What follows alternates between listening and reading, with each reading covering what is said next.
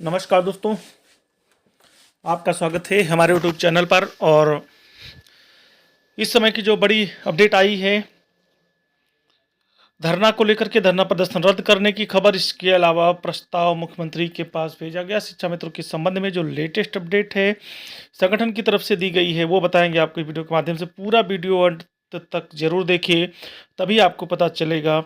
पूरी खबर आपको बताएंगे इस वीडियो के माध्यम से। चलिए बढ़ते हैं, आपको बताते हैं आज की पूरी अपडेट।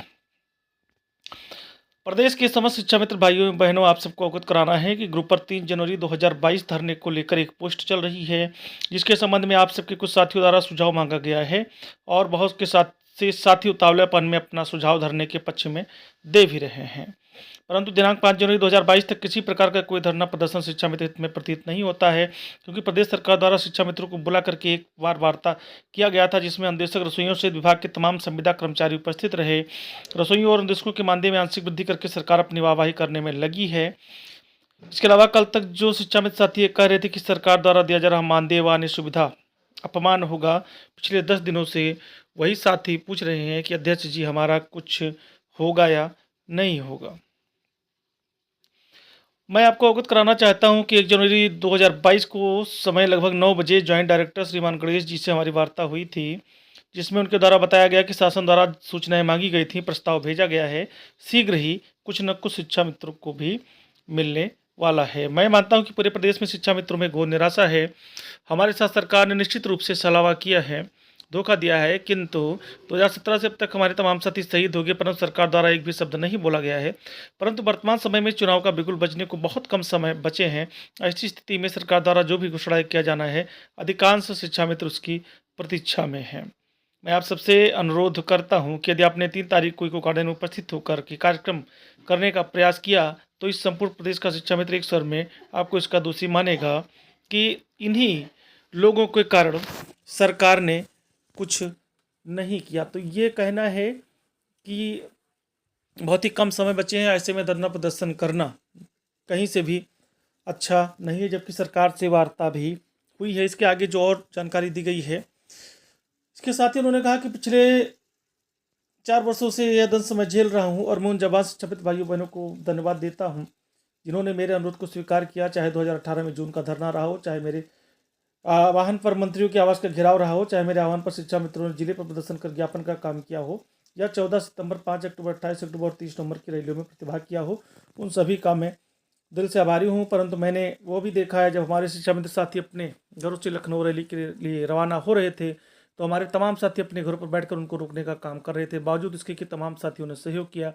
और कार्यक्रम में प्रतिभाग करने का काम भी किया। मैं आप सबसे पूछना चाहता हूँ कि 3 तारीख को यदि आप धरना करते हैं तो आपका उससे लाभ क्या होने वाला है। आपको बता दें कि ये जो अपडेट दी गई है, शिव कुमार शुक्ला जी जो उत्तर प्रदेश से प्राथमिक शिक्षा मित्र संघ के प्रदेश अध्यक्ष, उनकी तरफ से जानकारी दी गई है। चलिए आपको बताते हैं आगे क्या उन्होंने कहा है कि समय के हिसाब से जो लोग कल तक कहते थे कि धरना करना शिक्षा मित्रों के लिए खतरा होगा, धरना से शिक्षा मित्रों का नुकसान होगा, वही लोग आज आगे क्यों आ रहे हैं।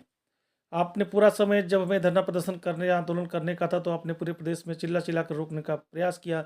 आज केवल ये दिखाना चाहते हैं कि हम हमदर्द हैं और शिक्षा मित्र धरना करेगा तो उसे कुछ ना कुछ मिल जाएगा, लेकिन शिक्षा मित्रों को इससे कुछ भी मिलने वाला नहीं है। इसके साथ ही उन्होंने कहा कि समय की प्रतीक्षा के बाद अपने मिशन की तरफ आप आगे बढ़ें। धरना की घोषणा मैं बहुत पहले कर सकता था, लेकिन हम लोगों ने 30 नवंबर को इस बात का कर्मचारियों और संविदा कर्मियों के माध्यम से सरकार को कह दिया था कि जो हमारी बात नहीं सुनेगा हम उसकी बात नहीं सुनेंगे, और उसी पर पूरे प्रदेश का कर्मचारी काम कर रहा है, पूरे प्रदेश का संविदा कर्मी काम कर रहा है। इसलिए हम आप सबसे चाहेंगे कि अगर आपने जीवन में परिवर्तन लाना है, तो शिक्षा मित्रों को पुनः सहायक अध्यापक बनाना है, तो आंदोलन की आवश्यकता होगी तो किया जाएगा, अन्यथा आप अपने गाँव में काम करिए, अपने समाज में काम करिए, अपने क्षेत्र में काम करिए, और जो हमें नहीं सुन रहा है उसमें परिवर्तन करिए, जो हमें सुन रहा है उसको लाने का काम करिए। निश्चित रूप से आपका जीवन बदलेगा। इसके अलावा उन्होंने और भी बातें कही हैं कि जो लोग कल तक में धरना प्रदर्शन से रोक रहे थे, हमारी बुराइयां कर रहे थे, उनको अचानक सरकार के खिलाफ धरना प्रदर्शन करने की जरूरत कैसे पड़ गई। सिर्फ आपको दिखाना चाहते हैं कि हम ताकतवर हैं और इसके साथ साथ हम समझदार भी हैं, हम सूझबूझ के साथ काम कर रहे हैं। मैंने त्रिभुवन सिंह को समझा दिया है।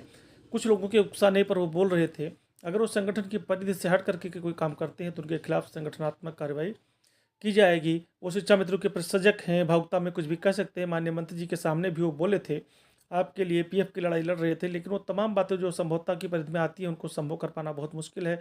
इसलिए एकमात्र लड़ाई की शिक्षा मित्र पुनः समाजित होकर सहायक अध्यापक बन जाए, बस सारे दर्द खत्म हो जाएंगे। इसलिए मैंने उनको समझाया है। मैं स्पष्ट कर देना चाहता हूं कि जो लोग कल तक गला फाड़ फाड़ के सरकार की दुहाई देते थे, माननीय योगी आदित्यनाथ जी की दुहाई देते थे, मुख्यमंत्री जी के खास थे, माननीय मंत्री जी के खास थे, वो लोग सिर्फ लोगों को उकसा रहे हैं और शिक्षा मित्रों के जीवन में खुशहाली नहीं आने देना चाह रहे हैं। फिर कहता हूँ कि अब उनमें दम था तो मात्र 5 दिन के लिए अब क्यों लड़ाई लड़ रहे हैं? पिछले महीने ही आंदोलन लगाना चाहिए था, उनको लड़ना चाहिए था, 30 तारीख की रैली में समर्थन करना चाहिए था।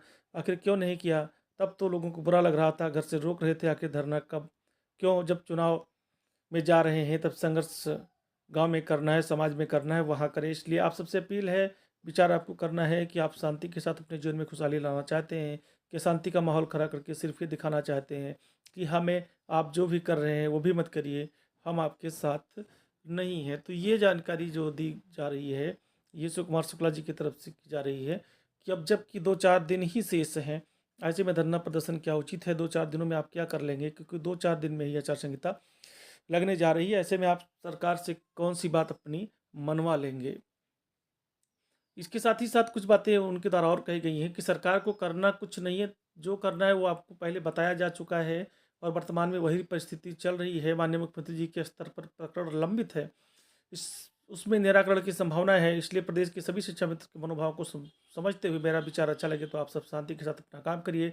कुछ लोग समय समय पर पहले भी नेता बन चुके हैं और कुछ लोगों को नेता बनने की ललक है। आंदोलन से कोई नेता नहीं बनता, विचारों से नेता बनता है। यदि आपके विचार सही हैं तो आप समाज में अपना विचार रखें और उसको लोग आत्मसात करेंगे। मैं निश्चित रूप से आपको अगुवा मानने का काम करूँगी। अब मैं आप सबको पुनः करता हूँ कि शांति के साथ, धैर्य के साथ, जैसे आपने 2017 से अब तक इंतजार किया है, तो 5 जनवरी तक आप अभी और इंतजार कर लें। ये कहना है शिव कुमार शुक्ला जी का। इसके अलावा उन्होंने और भी बातें कही हैं कि यदि आचार संहिता विधि सम्मत प्रस्तावित नहीं होती है तो आपके बीच में संघर्ष के लिए कोई न कोई तारीख निश्चित की जाएगी, लेकिन विचारों के बाद ये तारीख तय होगी। क्योंकि जब आंदोलन और धरना से सरकार की व्यवस्था को आप परिवर्तित नहीं कर सकते, सरकार की व्यवस्था को परिवर्तन करने के लिए सिर्फ और सिर्फ सरकार को ही परिवर्तित करना हम सबका लक्ष्य होना चाहिए। इसी पर आप सब लोग काम करें। हम चाहेंगे सरकार द्वारा प्रस्तावित व्यवस्था आपके बीच में प्रणीत हो, उसको हम लोग देखें और फिर अग्रिम कार्रवाई के लिए अपना ऐलान करें। तब तक हम सब लोग मिलकर प्रतीक्षा करें और सरकार के परिवर्तन की दिशा में काम करें। समय के साथ अपने आप में बदलाव करते हुए